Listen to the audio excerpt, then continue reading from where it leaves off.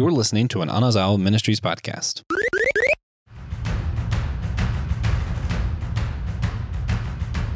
Was the universe spoken or sung into existence? Guys, today we will be discussing both the origins of Narnia and the origins of Arda, aka Middle Earth. Also, if you would like to hear some geeks mispronounce Tolkien's made-up language, we've got a great show for you today. This is going to be fantastic. Oh, so much mispronunciation. It's going to be bad. Oh yeah, guys, this is Systematic Geekology. We are the Priest of the Geeks. I am one of your hosts, the Josh with the bad opinions. I'm here with the other Josh, making us the Josh-I, the Josh with the good opinions. Welcome back. Thank you. Always a pleasure. And also the one, the only, the ringleader of this circus at times, Joe Day. What's good? Hey, look, I want everybody to know, just so that way for all of you guys that had no idea what Josh was saying at the very beginning, the fact that it's called Arda is already more than I knew about Middle Earth's origins. So I'm excited to learn. Yep. Yeah, I didn't know that either. So I knew that it wasn't called Middle Earth. I knew Middle Earth is a continent. Yeah. That's about as far as I go. Middle Earth is the land in Arda, which most of your Lord of the Rings stories happen on. Also, I don't even know how many people do that with Lord of the Rings now that I think about it. But I have lots of geeky stuff. I am the one weirdo who loved the Silmarillion. But because I'm a book weirdo, something you'll learn about book nerds, we don't know how to pronounce anything. We just read it and just accept that that's what those letters mean. So, yeah, this will be fun. We are just going to jump into this one. I'm excited. I want to take any time away from the source material. Also, if you didn't know, when you talk about anything with Tolkien and Lewis, they get pretty into detail. Yeah. So this could take a minute. So let's start off. Why did we choose to discuss creation stories of Ein Nulindale and the one's origin story that's in Magician's Nephew? If you can't tell, I have a hard time with some of Tolkien's words. A lot of them are like Norse-ish. I'm not Norse. But yeah, mainly we just got out of the year, Lewis. We want to talk about that. I also want to talk about Middle Earth, but I know that it's hard for me to find a dance partner for that. And they do share stuff, aka they both helped each other write the books, Lewis and Tolkien. And singing is a huge part of both creation stories. So that's sort of why I thought it would be interesting to kind of hang out there. Yeah, and like we've talked about along the way with the year of Lewis, Tolkien's and Lewis's stories are so interwoven with one another because they were so significant in each other's lives that you can see the proof text of each world on each other and each author on each other's work. And you look at these two IPs, you're talking about two of the most detailed authors to the point of I know half of the content for today because, you know, as you guys know, I am the resident Narnia nerd. But I would imagine that an author like Tolkien would be right in that same vein as Lewis to the amount of detail and imagery baked into the creation stories for their respective worlds that it's kind of like starting off with a bang. You know, we hope along the way to be able to illustrate these scenes and stories and pieces of lore about the start of these worlds that we love. So who better than to start with two of the absolute greats? Yeah, and I don't know, I get really intrigued by who inspired who on this. Because the Narniad was written well before this was published, because this the Origins of Arda was published well after Tolkien's death, so it was published posthumous. But we also know that Tolkien kind of had a notebook of all of the details of every single thing's history, because before he wrote a story, he was like, I need to know exactly how everything unfolded to get us to this point. Right. So a lot of this, even though it wasn't published till after postmortem, he had written down in different notes and different notebooks and just wherever so that he knew how it started. But it still, at the same time, almost reads, and maybe it's because I read the Narniad first, but almost reads as though Tolkien took some inspiration from Lewis's idea that Aslan sung the universe into existence and said, let me expound on that and attach some Catholic kind of flair to it. Because if you read it, you could definitely tell one of these guys is very Protestant and one of these guys is not.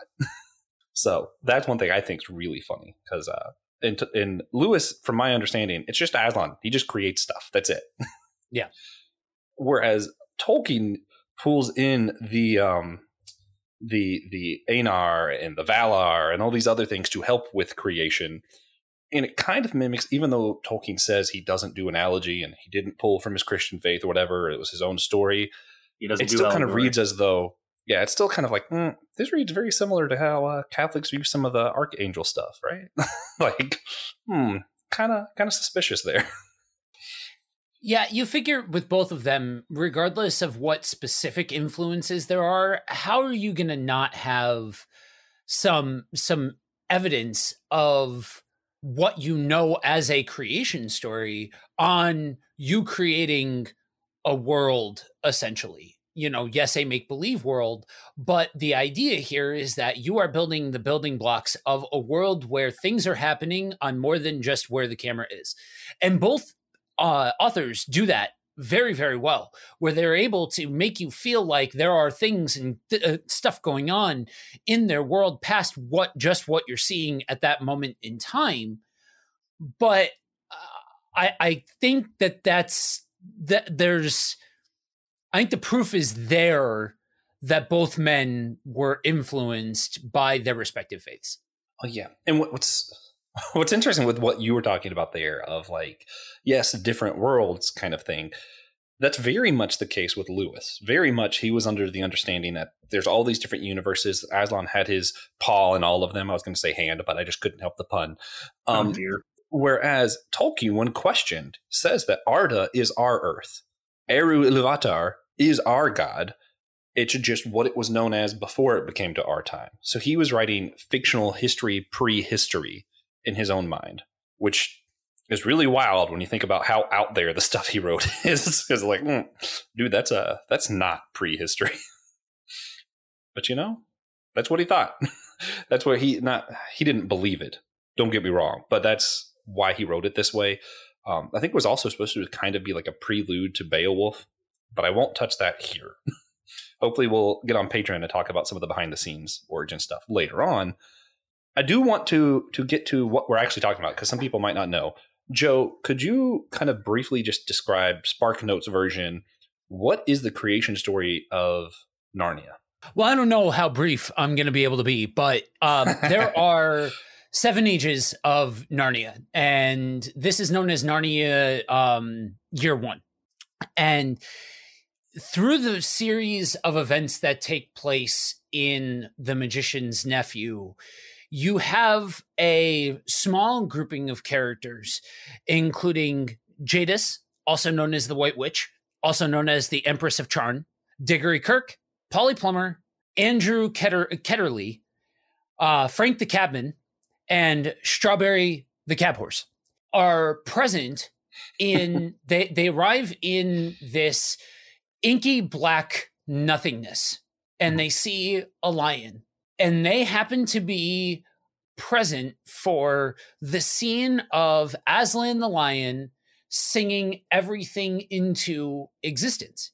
And it's that Lewis paints the picture of the lion standing there and the notes leaving the lion's mouth and turning into the world, turning into everything and all of that. And from there, he sings into existence the stars and the sun and eventually plants and animals.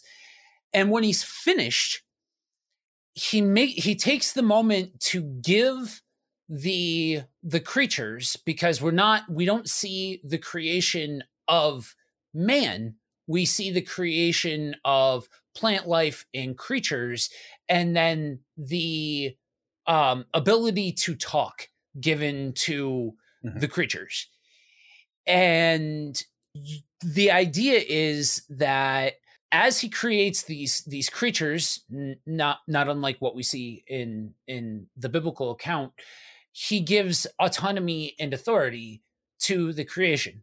In this case, it is the beasts of the field, the birds of the sky, so on and so forth.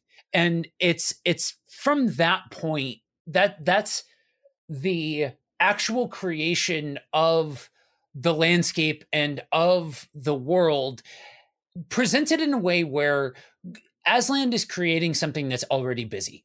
Mm-hmm. There's already, as soon as things are created, there's activity and there's action and all of that. And you go from that point through the rest of the books and or through the rest of the story and onto how Son of Adam, as they're called, becomes the first king, and daughter of Eve becomes the first queen of Narnia.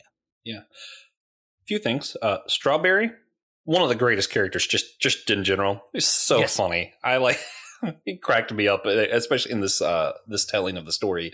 Just some of his reactions, and he's like, wait a minute. I think I do remember you from a different life. Hilarious. Also, when he's singing the animals into existence in the grass, didn't he say it's like the grass boils and it like pops forth with life, basically? Yeah. The way he described it, I was like, I love the imagery. Then I wanted to ask you what you thought about this. And what's funny is I said I didn't want to talk about evolution, but I'm just curious. Do you think the reason that he went with animals before humans has to do with the fact that Lewis was a evolutionist, or do you think that was just coincidence? That very well could have had some kind of influence on it. I think more of what he was trying to go for was a more anthropomorphized version of the way that we see the Bible lay out the hierarchy of it all. So one of the big things that I've heard, if I've heard anybody talk about Tolkien as an author and as a creationist of his world versus Lewis and him as an author and being a creationist of his world, Tolkien is more about order and system. Lewis is more about artist and imagery. Yeah, absolutely. And part of what this is detailing is, okay, so they're given the ability to talk kind of off of faith a little bit. It's not explicitly said you have faith in Aslan and thus you can talk, but there are events that go on throughout the Narniad where animals lose the ability to be able to talk, and it's a rarity when you do find an animal that can talk as you go through the events of Narnia, especially as you get closer to the last battle. And you have kind of the lower end of creation, so to speak, and the need for, in the middle there, I guess a governing party. And that's where you see the introduction of the Sons of Adam and Daughters of Eve, which Frank the cabbie, and eventually later on in the book, his wife Helen, become the first king and queen of Narnia, and then that goes through into the Pevensey children and onto the lineage of the Caspians and so on and so forth. Oh yeah. But you see more of the emphasis here being a more direct, I guess, Protestant view of what God at the top, then Jesus, then creation, then and then the beasts of the field and birds of the sky and plant life and so on and so forth. I get, like I said, I guess maybe if you get into the nuts and bolts of it, he was unafraid to anthropomorphize animals, probably, but I'm not sure there's a direct influence one-to-one. Right. Yeah. I also had to throw out there, because you mentioned Frank the Cabbieman, his reaction to the creation story, and now he just kind of didn't want to believe it, and then watching that story arc to where he becomes the first king of Narnia, wild. Absolutely wild. As far as story arcs go, bravo. Great stuff. For sure. So I'm going to take the crack at summarizing the Ainulindale which I'm sure I'm mispronouncing. But the creation of Ardu, it was added to the Silmarillion later on. So it's before chapter 1 of the Silmarillion, you have the Ainulindale. And in it, it's wild. So you start with Eru, who is known as Iluvatar. And it kind of goes through, which it's funny because a lot of times it's just pronounced Eru Iluvatar. But in this, he just calls him Eluvatar most of the time. Tolkien later on says that's just God. He creates the Holy Ones, the Ainur, which are basically archangels. Sure, I'll go with that. And he starts by giving them each their own song. And at first they can only sing separately, but then they learn how to harmonize with one another a little bit more and continue. And this whole time, Eru is sort of orchestrating the song. Then Melkor, one of the Ainur, who later becomes Morgoth, Melkor starts kind of trying to do his own thing. He wants to learn his own music and have his own ideas. He notices that all of the songs of the rest of the Ainur are going into the abyss. And he's like, well, why isn't it filling up yet? I want to go to the abyss. And he looks for the eternal fire and he goes to the abyss. He doesn't find anything. He keeps coming up with his own song and it keeps kind of seeming like it's messing with the overall song. But twice, Eru stands up, lifts up his left hand or both of his hands, smiles, and it turns out that Melkor's disruption, his disharmony, was actually just part of Eru's orchestrated song. So as much as Melkor tries to disrupt the harmony, it turns out that all of those were part of Eru's song. So that's a whole wild thing in and of itself. It continues to go through the song. It has 3 or 4 different stages of the song. And then you discover that the song was a foretelling of creation. So then the actual work of creation starts. That's where some of the Ainur are able to come to Earth and become Valar, which I guess are still archangels, maybe just regular angels. They lose some of their power and they're forced to stay on Earth if they come to Earth.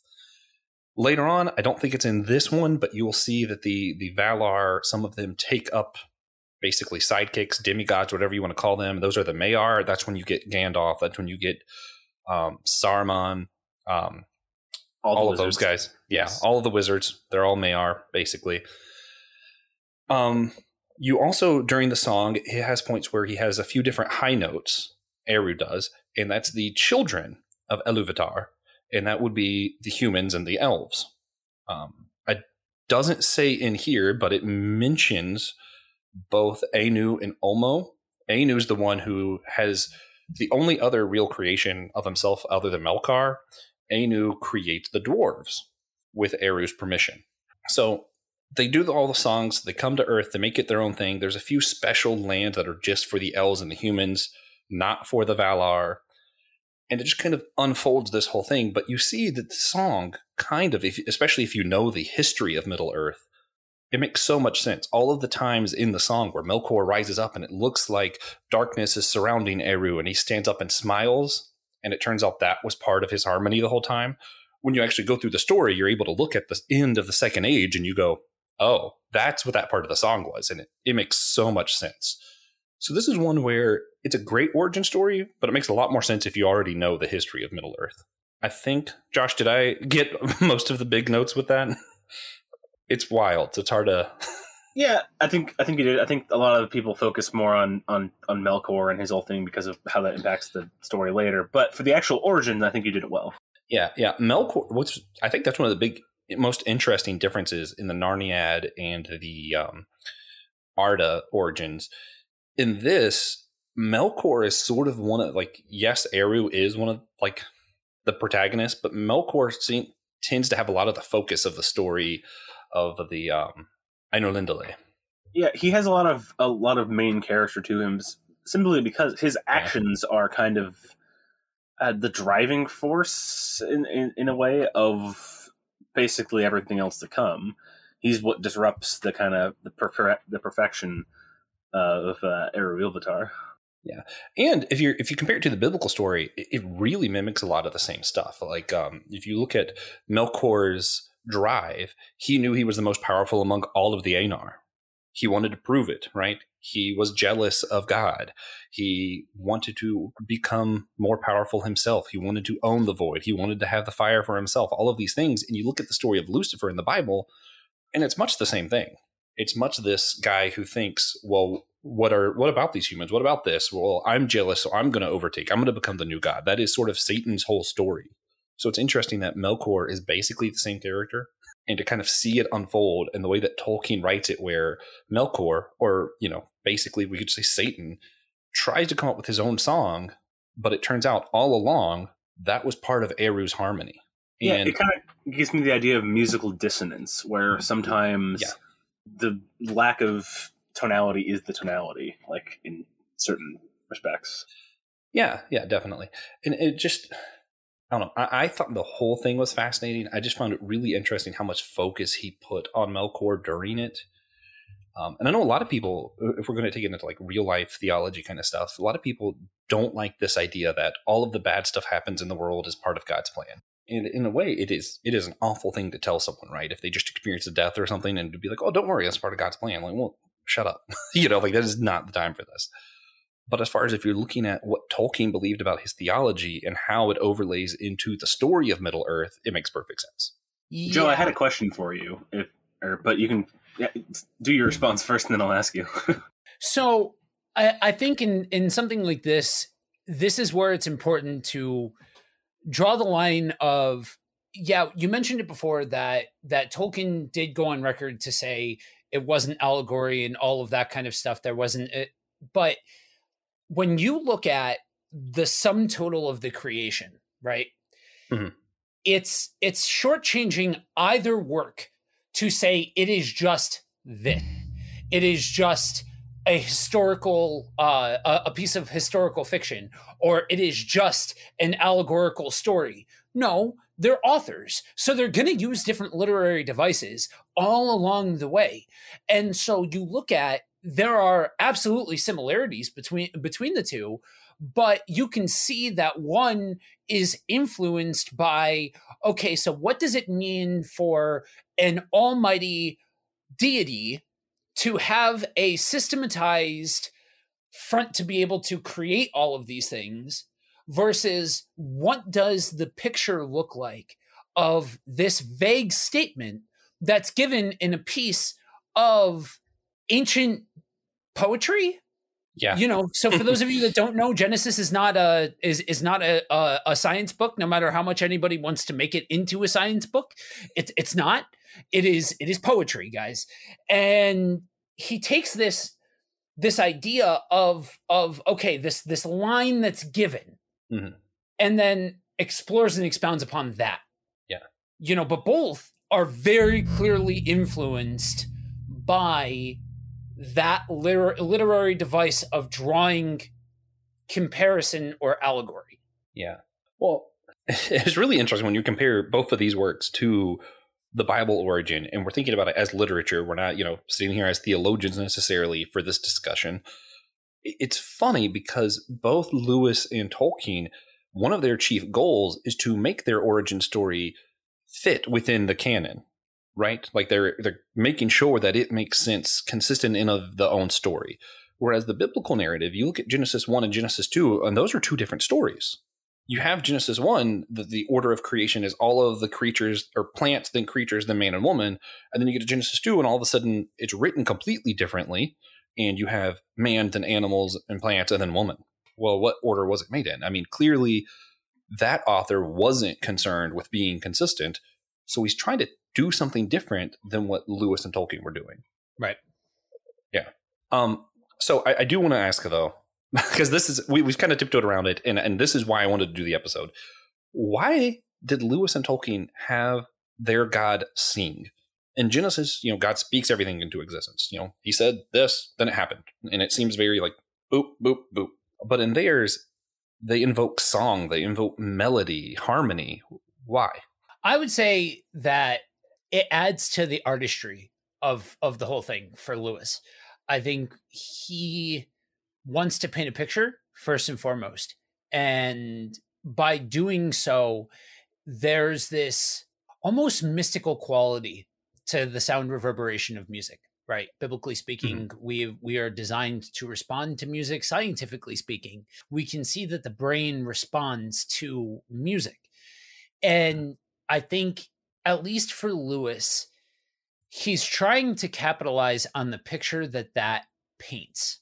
I get the vibe from Tolkien that it's more about leaning into that mystical quality that tends to kind of permeate, what is it called, shield and sword fantasy, high fantasy. That's the Yeah. genre that Lord of the Rings and the Middle Earth content It falls into. almost defines high fantasy in some ways. Yeah. Right. Yeah. I definitely, both of them have to do with artistry. I'll talk more about Tolkien just because I'm more familiar with that one. But I think part of in the Arda part of the origin of the Arda, why he has music foretell creation, is so that he can show, especially because most of your Middle Earth stories are very black and white. There is good, there is bad. There isn't a lot of great characters. That's not what happens in Lord of the Rings typically. And I think it shows very clearly how Lewis views what is good and what is bad, not based off of this check system or anything like that, but it's more of Lewis, what Tolkien views as good and what's bad. It's more of, are you in harmony with Eru, with the god of that world, or are you out of harmony? And I think that is sort of what permeates a lot of his more, I don't want to say theological themes because he wasn't talking about God per se, but it's more of his morality play that is in the books. Is just how he explains that through melody, and I think it makes a lot of sense that way. And you can hit, of course, what you meant for evil, God meant for good, with, of course, the first two instances of Melkor kind of going off and doing his own thing, and Eru kind of standing up and being like, no, this is what I wanted. Yeah, I love the scene where it says, from the perspective of the Aenar, it looked as though Eru was surrounded by darkness and battling harmonies that are, disunizing or whatever. And he just stands up and smiles because those high notes were part of his melody. And it's like, oh, man. Okay. All right, Tolkien. That was well described. Beautiful. So that's that to me, I think the fact that they both use melody is one of the biggest things these two stories have in common. Did y'all see any other similarities in these creation stories? I mean, they're best friends. They worked on each other's work. I'm sure they have more influence other than just song, but that's the most obvious one. Yeah. So I think both of them have a certain measure of reverence for the magnitude of what they're doing. And I don't just mean, I do mean that literally, or literarily rather, but I also mean that in the sense that, again, you can go back to, and I don't just mean from a detailed perspective, but I just mean from a concept perspective, that these are two men who are influenced, and that influence is showing not just in the style in which they create their world, but the gravity that they give it, because they've been exposed to a significant creation story that they obviously have a belief in the creation of existence through the hand of a divine nature, that the fact that they get that is an influencing factor in how exactly they go about displaying all of this. And I would argue that the fact that they have that understanding of the magnitude of all of it is what makes both of these men stand out as creationists of their own respective worlds.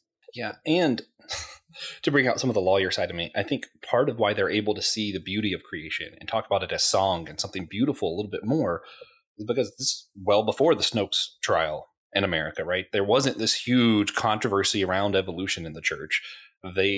There was controversy. There were people who disagreed about it. But even in your fundamentalist papers of like, what is fundamentalism at their time, there was evolutionists on that board. Like, it just wasn't a doctrine that mattered at all. So to them, they're just looking at creation as a beautiful story. And they're able to portray it as that a lot better than I think if someone tried to do something similar modern would be able to.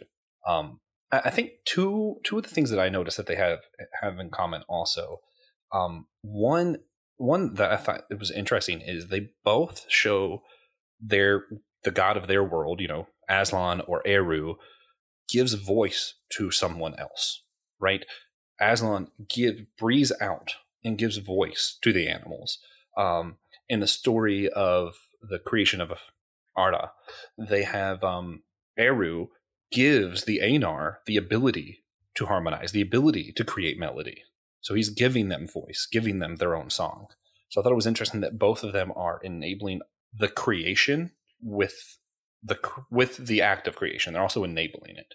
Yeah, it's very interesting to see him depict kind of the passing of agency itself. I think is also another part of it. Yeah, the concept that you can think for yourself and have free will, or indeed the ability to create something of your own will as well. And then they learn, like almost inherently, how to harmonize their will to create with Eru's own will to create, and then they work together even amongst themselves to create the world. Yeah, like co-creators with God in that world. It's interesting. Joe. Okay, so I'm gonna be the first one to get spicy on this one. I'm taking it from Josh with the bad opinions. I'll get controversial. It's not really that controversial, but somebody somewhere is going to find this controversial. That's probably one of the most. Josh, you hit on one of the more intriguing notes for me for Tolkien as a creationist. For those of you that have never heard me preach, I believe highly, like very, very highly in free will. It's the only way that any of this makes sense. Predetermination doesn't make any sense outside of like there are. The Bible has some choice things to say about the destinations for the successfully unrepentant and for followers of Christ. Outside of that, I think there's a lot to be said about a lot of things that aren't actually addressed the way that they are taught in the Bible. Okay, now that that's said, it fascinates me that Tolkien kind of had some of that spirit of free will in what he created, because he created he created a system where people had agency. And yes, Lewis did somewhat the same thing, but not in the exact same way. There was more of an emphasis on the sovereignty of the deity structure, and less on these are fully functioning characters that have the ability to choose or deny him and choose or deny what is right and all of that kind of stuff. And yes, you do get into some of that when you get into some of the character interactions, especially later on with characters like Lucy and characters like Eustace and all of that. You get some of that, but there's not this very clear, like you are choosing the moral option, or you are choosing the holy option, if you will. Whereas with Tolkien, from Jump Street, he opens the door up to these are characters that have agency to do right or wrong, to choose the right option or to choose the incorrect option, those kinds of things. And usually, always, especially with and before anybody gets their pitchforks out and tries to cancel me, I don't mean this universally, but generally with those that are of Catholic influence, you don't usually see that kind of very open dialogue about free will and choice and the effects of that and all of that kind of stuff. And I appreciate that. I appreciate the fact that that is displayed, because I am influenced to believe that, no, we all have free will. Otherwise, there's a lot that God has to question, has to come into question about if God is even real, if we don't have free will. I said it. Okay.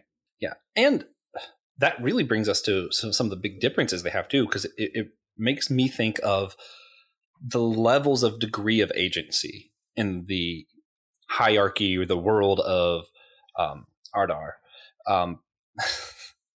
Sorry, there's a lot going on there.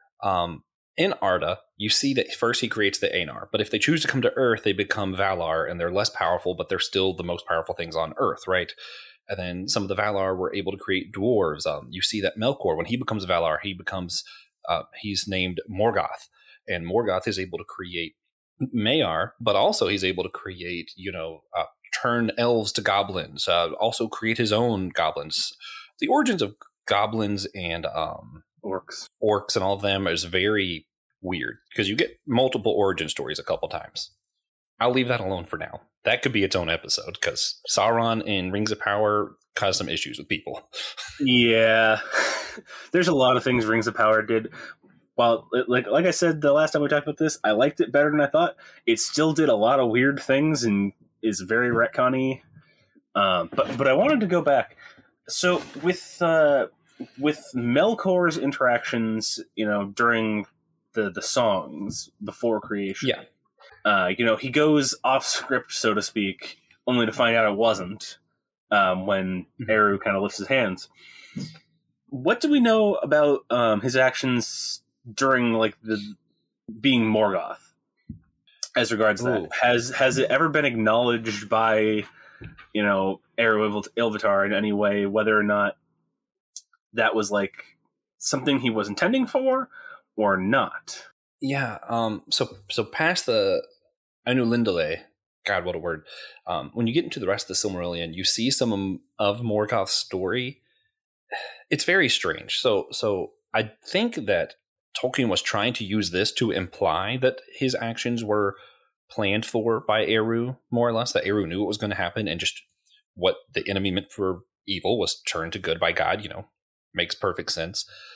But really, he doesn't explicitly say it in the rest of the story. You see where Morgoth and the Valar have their own battles that they didn't really like to talk about, and it was before the elves were around. So the elves heard of this story as well as all the other battles of the Valar kind of afterwards. They were able to capture Morgoth, imprison him, all that kind of stuff. But his Maiar, Sauron, is able to do a little bit more magic. Morgoth is basically so arrogant that he doesn't have these tricks, these magic tools, these rings of power or anything like that. He doesn't do any of that. He just destroys everybody. He's the most powerful Valar. He ruled the earth for the first age and a half or so, basically. And which in Middle Earth, in Narnia there's 7 ages. Middle Earth there's 4. Currently we're in the 4th age. For a large part of the 2nd age, it's still under Morgoth's reign. You see that they're able to capture him, but then Sauron returns. And that's where you get into the 3rd age, and that's where the Lord of the Rings story and all that happens. Sauron and the Rings of Men and all that. But I don't think it explicitly says this is or is not part of Eru's plan. Joe. Sorry, once you guys are done, I don't want to, because if I jump in now, I will derail it onto something. I was just going to hit on the fact that I just think it's an interesting contrast between kind of the prehistory, where we kind of it seems to be in a light of kind of, I'm going to go with the phrase compatibilism as regarding the will of the various Maiar, where Melkor's actions are free but also planned for at the same time. But with what information we get in the actual 1st through 4th ages, it seems more back to libertarian free will, as Joe was discussing earlier, if I caught him right. It's completely free and it's going for it. Yeah, it's interesting in Lindale, Tolkien does it's 4 pages, and yet he managed to paint this picture where Eru knew everything that was going to happen and planned for it, but also gave free agency to the AR.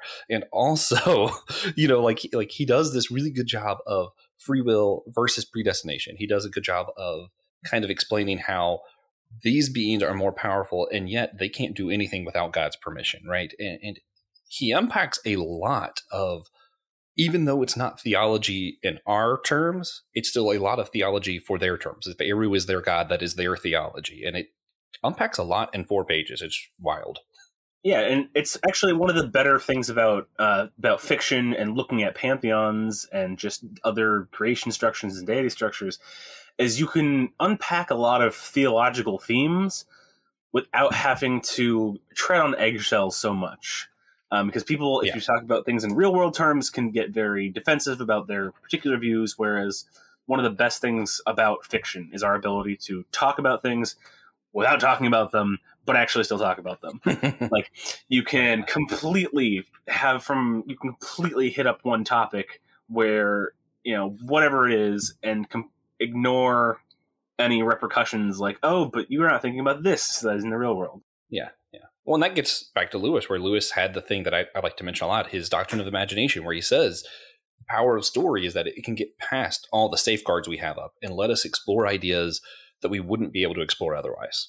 Yeah, I mean, to that very note, it's fascinating to me, and I'm going to use real world terms to say what I'm going to say. So it goes for the more human reaction to like these phrases, but like you look at how these two respective stories handle sovereignty of the deity structure, how they handle creation, and then what they do about the problem of evil, right?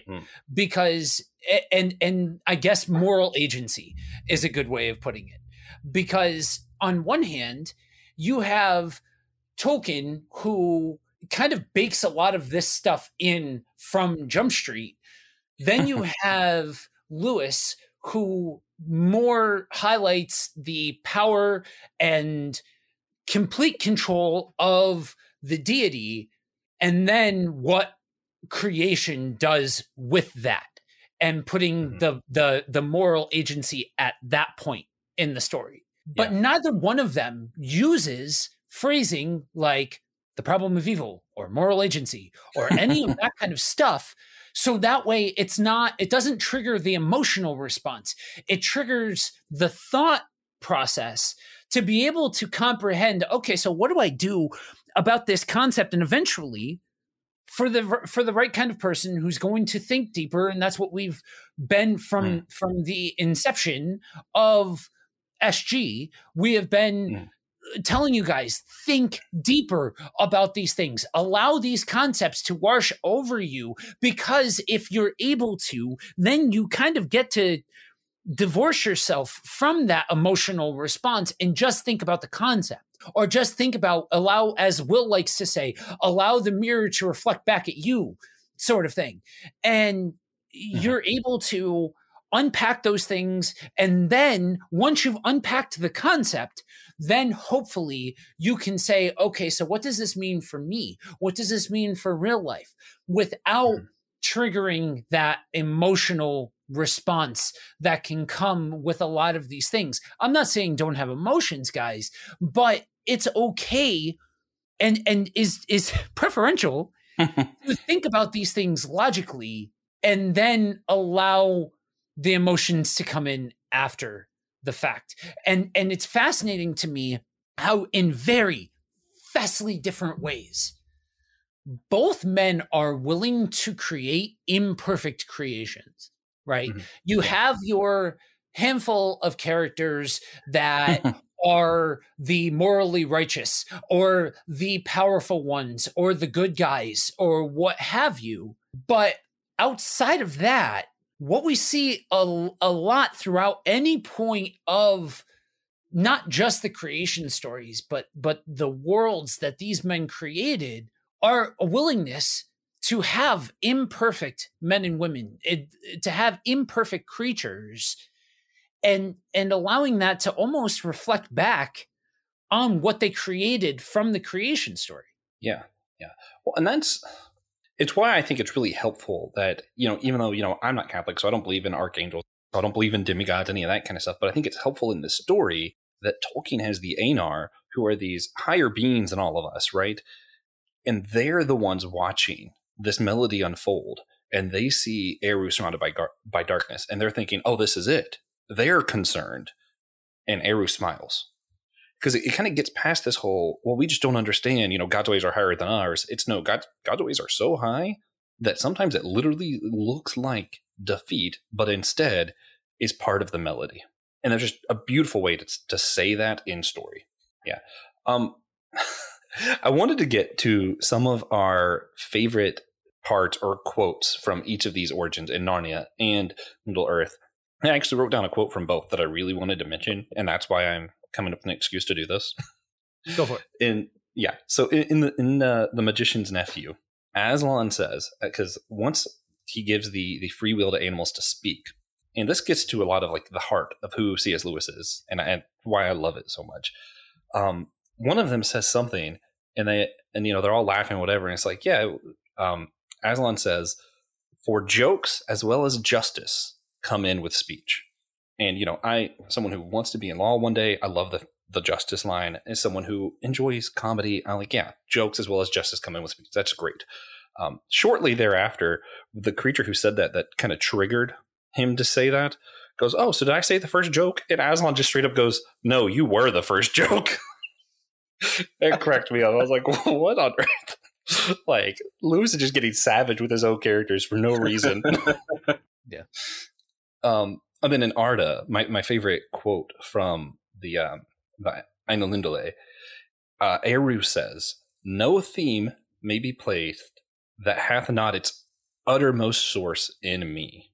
And it's shortly after Tolkien uses the phrase "war of sounds" is what the second age is, or the third age is.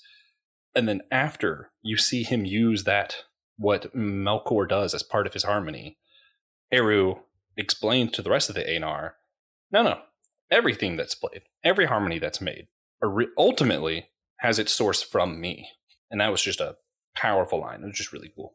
Joe, did you have any quotes or lines, anything that stands out to you in these stories that you want to mention? I do. In The Magician's Nephew, it said, "What you see and what you hear depends a great deal on where you're standing. It also depends on what sort of person you are." Yeah, that really resonated with me, because I have, in my own personal experience, and I get to do this as a Narnia fan a little bit quicker than Tolkien fans do, because Lewis was pretty on the nose with some of his stuff. But I look at this from my own perspective, and I think about where I'm at now as a shepherd, as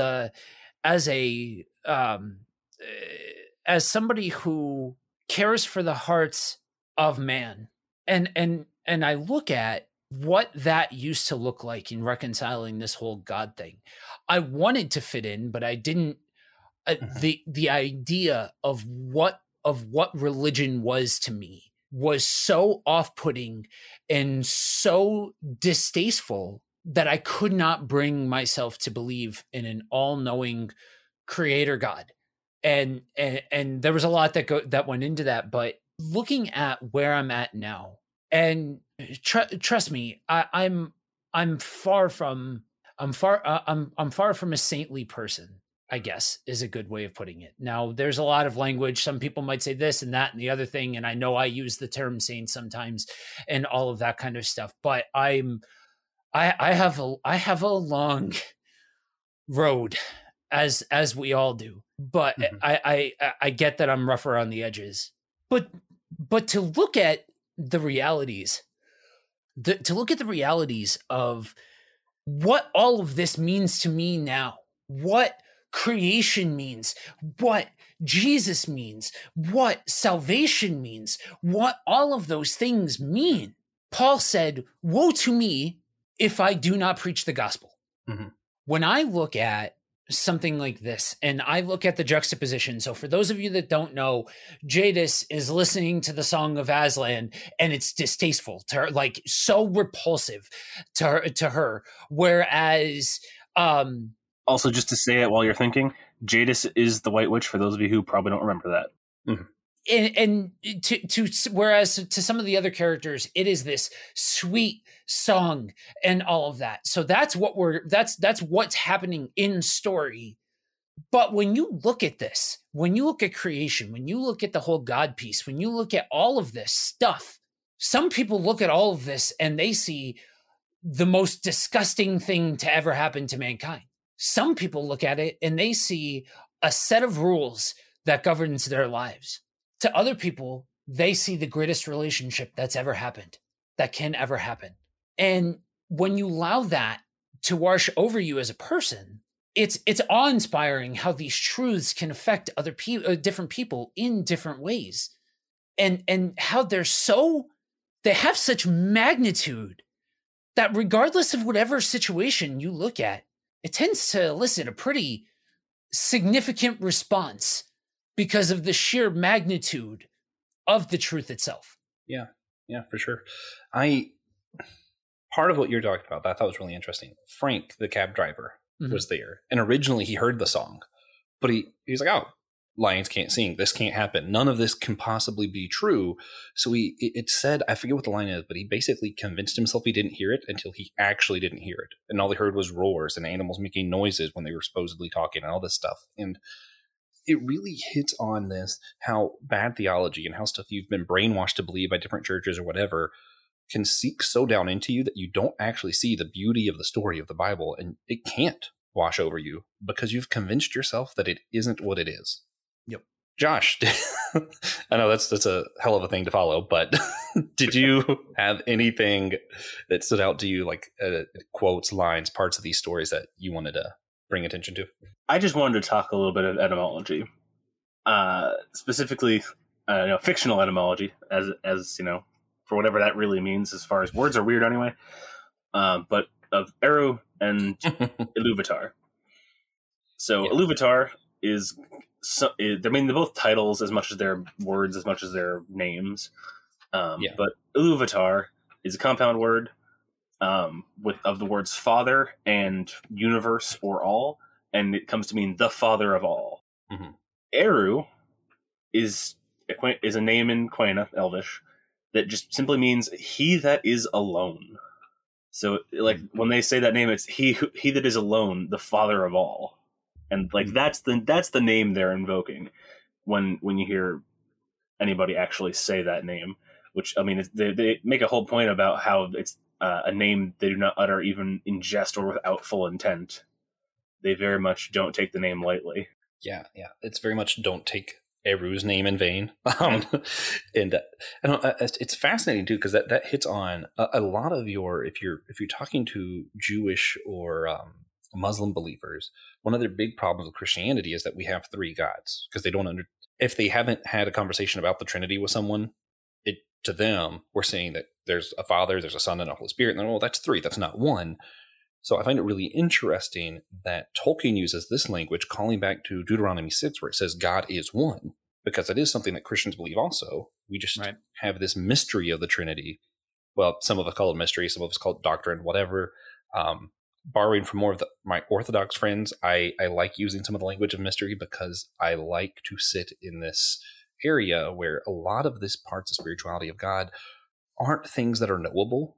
They're things that are able to be experienced maybe, but they're not a doctrine. It is the mystery. I like that better personally. Yeah, I think I don't think there's anything wrong with using that word mystery. As a matter of fact, I really like that word as a descriptor of the Trinity, because I think one of the biggest things that gets people into trouble is trying to be vocal about things that the Bible is quiet about. And the Bible is largely quiet about, other than the fact that this is the Trinity, these are aspects of this is part of what this does, and this is what this, like, that part of it is explained, but how the actual Trinity works isn't. So let's just sit in that mystery and wonder that God is so dynamic that simultaneously you've got God the Father, you've got Jesus who still is, who always was, is, so on and so forth, and then you were indwelt by Holy Spirit. That's okay to sit in the wonder of that without trying to put lyrics to every single aspect of all of that, especially with something like this, because it's any lyrics that we make, we're making up. Yeah. Well, and that goes back again to why I like the creation of Arda so much. There aren't words. It's a melody. And that's some of the beauty of this, is just kind of getting to sit in the melody, the mystery, the melody, whatever you want to call it. It's, I don't know, it is powerful to sit in it is one of those things of like, yeah, I can be okay with the Trinity, but I can also be okay not knowing. We don't have to put lyrics to it. We don't have to define things.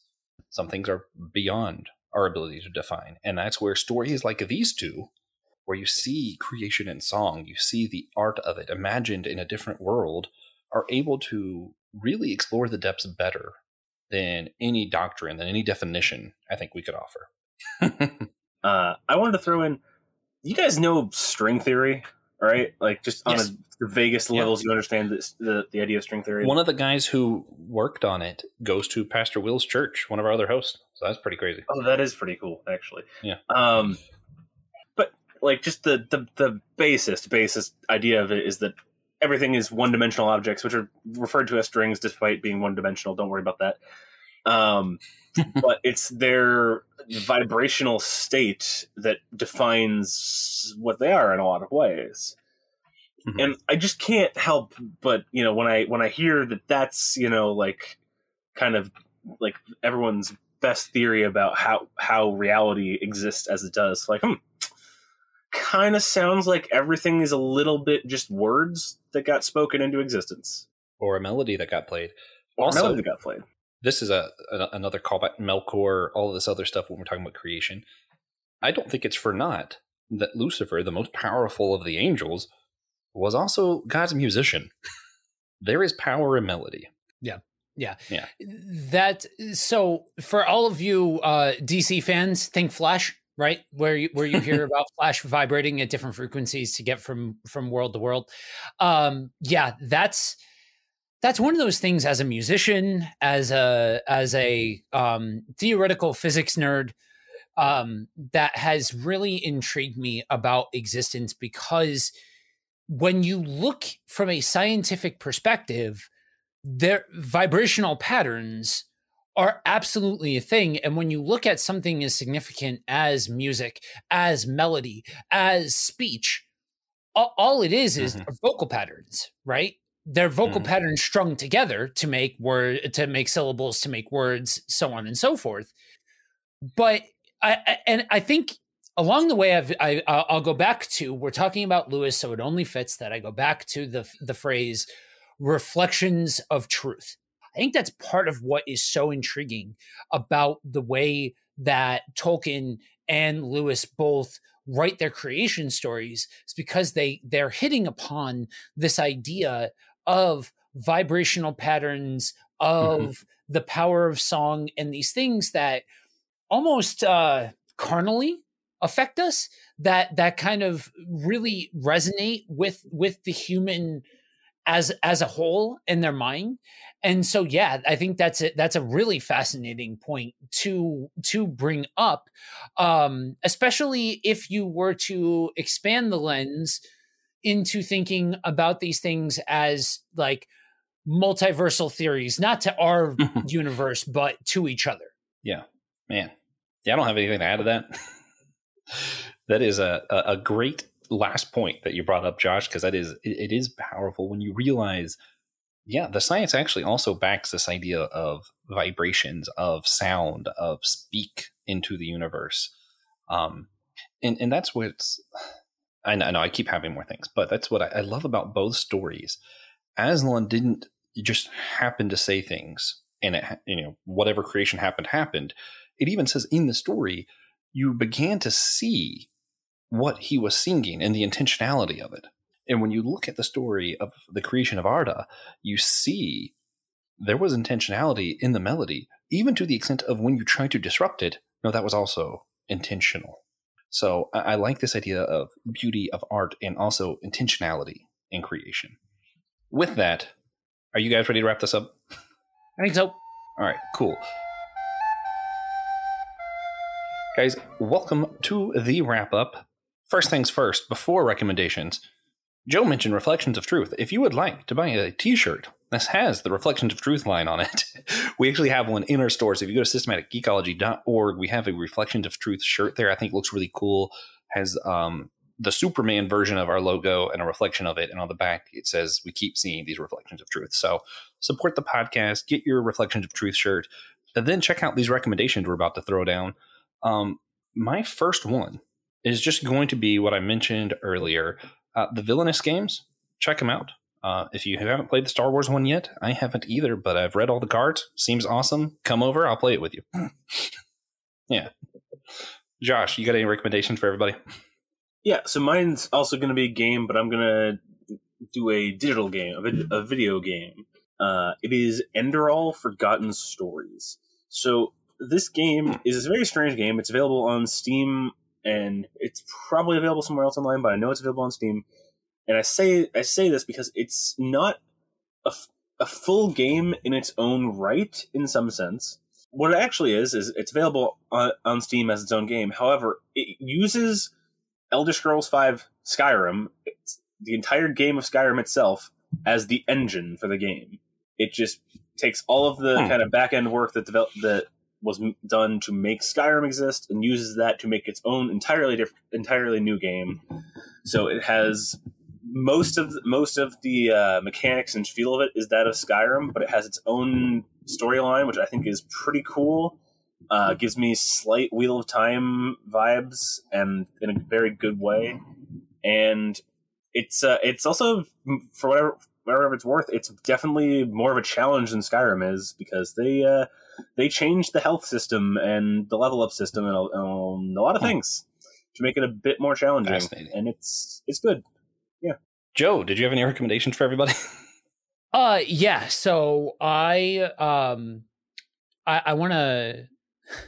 I think it's funny that I'm the one that's suggesting this, but for anybody who's looking for the type of game that can be incredibly relaxing and oddly interesting, I'll be the first one to admit it's weird that I'm even interested in this game. If it is what I think it is, yeah. Called Wingspan. Okay, yeah, that's right. Yep. Wingspan is a game. It's like a card game where you play birds and you get points based off of objectives, and the birds have point values and all of that kind of stuff. But there's a digital version and there's a board game version. I strongly suggest getting the digital version because there's a soundtrack and there's a narrator really that gives ambiance. Yeah, there's a narrator that gives bird facts along the way. So a little bit change of pace, especially for somebody like me. But if you're looking for something that you can enjoy, that you can relax to, all of that, that's different than what you're used to out of a game, pick it up. It can be played single player or co-op, and it's very easily designed to click away from the game and come back to it at a different time.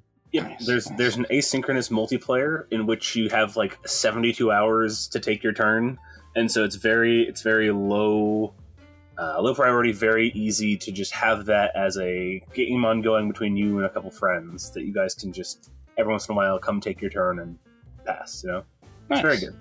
Nice.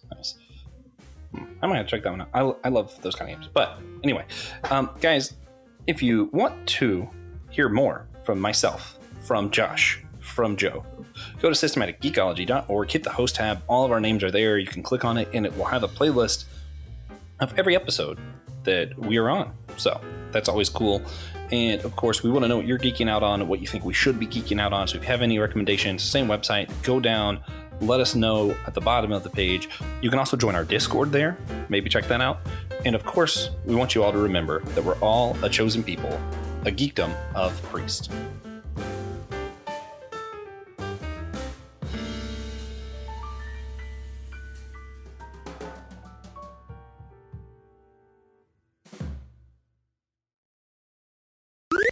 This was an Anazao Ministries podcast. If you enjoyed this show and would like to learn more about our network, be sure to check out the Anazao Ministries podcast network.